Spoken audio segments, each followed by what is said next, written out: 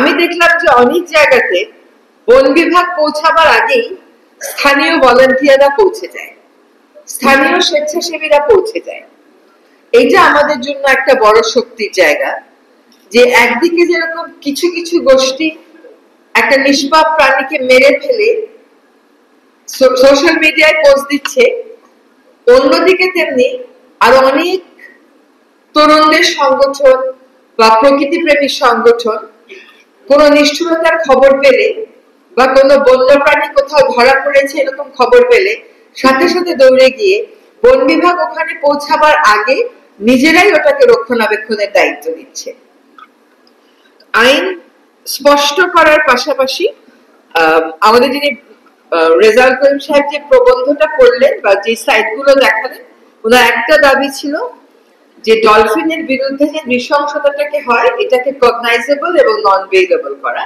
আমরা বন্যপ্রাণী যেটা নতুন ড্রাফট করেছি ওটা আমরা কগনাইজেবল এবং নন বেইলেবল করেছি, কিন্তু আমাদের প্রস্তাব আর কি, যদি ওটা এখনো ক্যাবিনেটে যায়নি, কিন্তু আমাদের সবচেয়ে বেশি বুঝতে হবে যে সমাজে এই ব্যাপারে আমাদেরকে একটা বন্যপ্রাণীর সংরক্ষণের জন্য একটা জোয়ার আনতে হবে।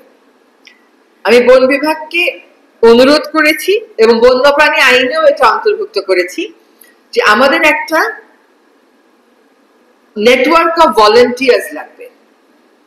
এই নেটওয়ার্ক অফ ভলান্টিয়ার্স আমার যে শক্তি সামর্থ্য, আমার যে জনসংখ্যা, এটা দিয়ে আমি এত বিস্তৃত কাজ করতে পারবো না।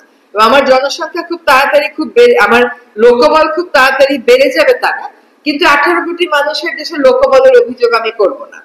আমি বরং যে সমস্ত সংস্থা বন্যপ্রাণী নিয়ে কাজ করে, যারা বন্যপ্রাণীর উপরে চিত্রাঙ্কন প্রতিযোগিতায় এখানে অংশ নেয়, যারা বন্যপ্রাণীর উপর আগ্রহ নেয়, তাদেরকে নিয়ে একটা ভলান্টিয়ার নেটওয়ার্ক করতে চাচ্ছি। 64টা জেলায় এরকম একটা ভলান্টিয়ার নেটওয়ার্ক থাকবে।